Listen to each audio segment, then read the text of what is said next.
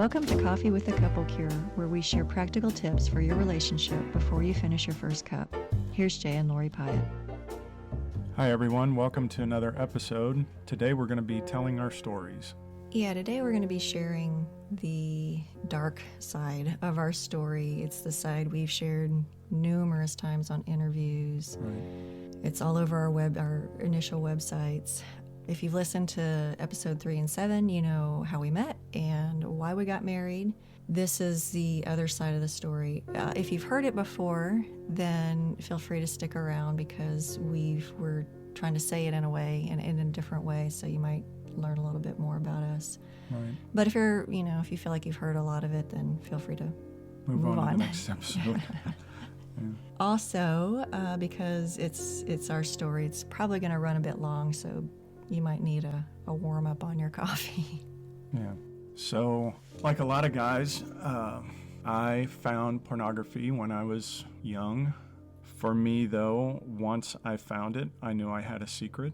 It was something that I was fearful of talking to anyone about. And through my teenage years, it was something that helped me to deal with things in life that I really didn't know how to cope with, what to do with them. And again, I was just really ashamed of even talking about it.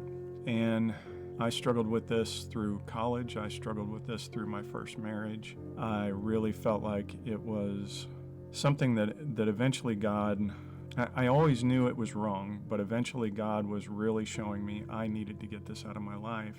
And so right before I met Lori, I was really trying to do that and felt like a lot of guys, that having a healthy marriage with a healthy sex life, that my need for pornography would go away. And so I told Lori before we met that I had an issue with it. I told her that I was working on it. And I told her that we would be able to talk about it. Those things, I was pretty self-deluded. I did not know how hard it would be to talk to her about it. I didn't know how afraid I was that she would not treat me well. I used all of that as an excuse to lie, to keep things hidden. So within the first 6 months of our marriage, I turned back to pornography. And not just that, but I started finding women at work attractive. I was not in sexual integrity really for the first 5 years of our marriage. I had moments, there were times. All of those times were, if Lori, almost every single time in our marriage, Lori has confronted me or found something to confront me with. And we would do the normal stuff. We would go to therapy. I would go to the men's group at church. We would put software on the computer. And if those things work, they only work for a short period of time. I would return to this unhealthy outlet, this lack of sexual integrity in my life. So this was for the first 5 years of our marriage, between 95 and 2000. In 2000, I came to her the only time in our marriage and confessed what was going on. For the next couple of years, we really worked on trying to communicate better, but I kept really Lori at bay to some extent. Our marriage got a little bit better, but not the way it is now. Anyway, so from 2000 to 2006, I was not using pornography, but I would call it a white knuckle sobriety. I was clean because I was in regular accountability, and I would occasionally tell Lori about what was going on for me. I was not really truly open with her. So some other things happened around that time. I took a job where I was on the road a lot, and Lori had become my accountability partner. So I was telling her in the morning, if I look at pornography today, I will tell you about it tonight. And then I would come home at night, tell her that I didn't look at pornography that day. For a while it was true, and then it became a lie.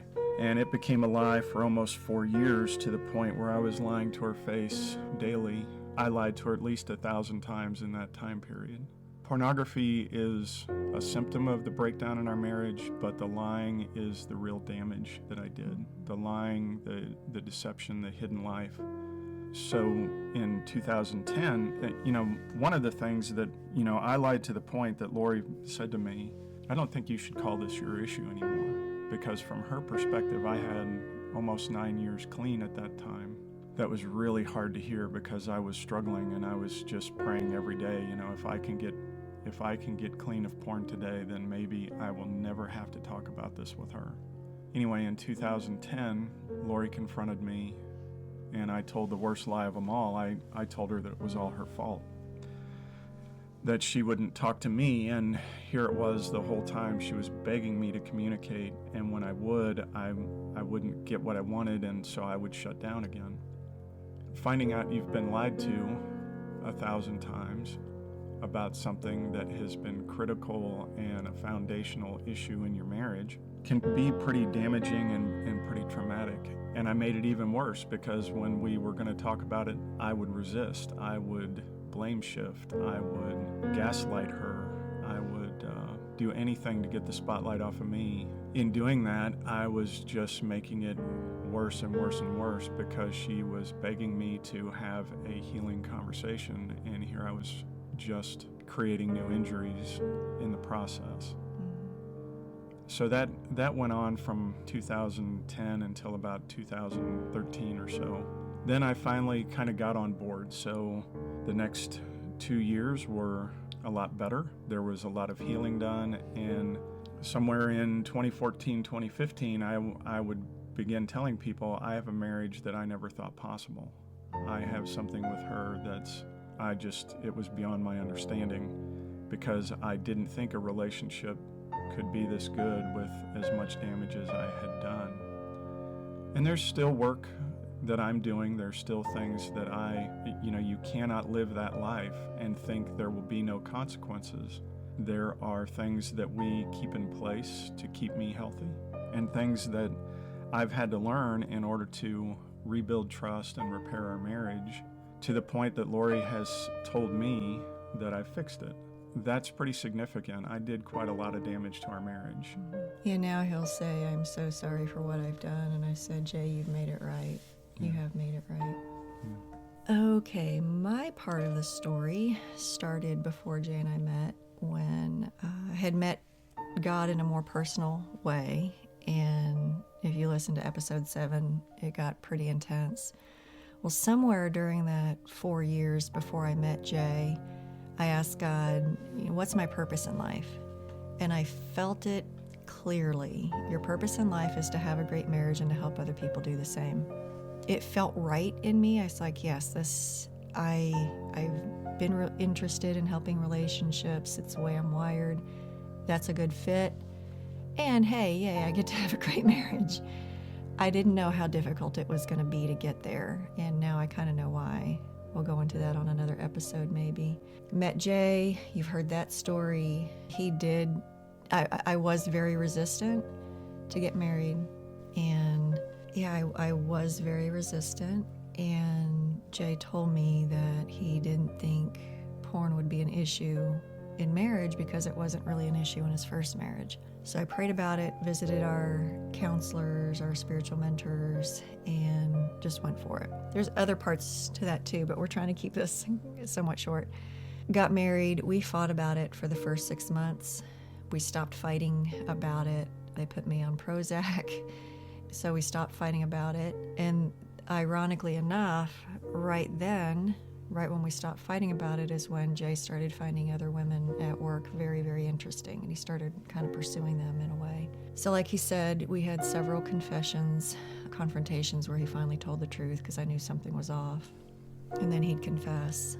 So we kind of kept in that mode until, like he said, he made me his accountability partner. I had been working on my stuff this entire time. I mean, I had learned about codependency before. I think I was 18. It was right out of high school. I learned about codependency, so I was working on that. I'd been working the 12 steps for probably 6 years before you and I met. Was really working them, was cycling through them and continuing to make amends and that sort of thing. So then he had been telling me, he had made me his accountability partner, and I then felt something was off. And so I remember it clear as day. I was in Target talking to my friend saying, I think something's off. I think he might have been stumbling the last few months because he's just acting weird. And so she said, well, what are you going to do? And I said, what I always do. I ask him about it. And so she encouraged me in that. And I asked him about it. I did it a different way using this tool because I felt like this was a big one. And he took overnight to think about it, and then he confessed the next day, and that confession was just a horrible, horrible experience. The full truth came out about 3 weeks later, and it was it was on Independence Day, and we had a trip planned, and I said, okay, this means that you've been lying to me while telling me you've been telling the truth, so I need to go away for a while. So I took the trip by myself, and that's why Jay calls Independence Day his sobriety date, because that's when he really laid all the lying parts down. So the next 5 years was a mess of, well, especially the first 3 years, was a mess of kind of this ADD type research project on my part where we'd run into a problem and I would research the fire out of that problem and try to throw a bunch of solutions at it. And some of them would work for a while, but then it would stop and I'd be once again on my knees going, God, if we're going to make it, it's going to be you. And then that's when a key piece to solving that problem would show up. Then the same thing would happen again. We figured out that issue in our marriage, and then another issue would come to the surface that we hadn't been dealing with for all those years. And the same process again. I'd research the fire, I'd find some tools that work, those would work for a while, but then God would send, I'd come to the end of myself, and God would send the kind of the reason or the solution to making those other techniques work long term. So this happened pretty intensely for probably about 4 years. And then it was like, oh my gosh, we're doing a lot better.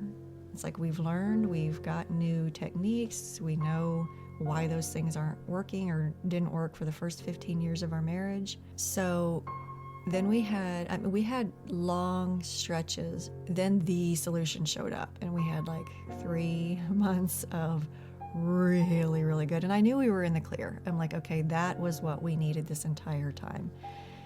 So we had some room to breathe, and then Jay lost his job, and we were on another adventure. So that's kind of our story, hopefully told in a new way for those who have heard our story before. Yeah. I found something interesting. Because we've told our story so often in interviews, this was a different dynamic. When you started telling your story, it was like, oh man, those were some crappy years. It was brought a lot of tears to my eyes this time. That maybe it's the dynamic of interviewing that don't normally come out, but I'm glad we made it, and thank you for doing your side of the work. I do want to say something. When Jay mentioned he had interest in other women at work or lack of sexual sobriety since the time we were married 6 months, he's never had an affair. No. At least that I know of. No, I seriously don't think he's had an affair. No. I did truly, truly wonder for a while there, but I do want to make that clear because I didn't want to have him shoot himself in the foot. Right.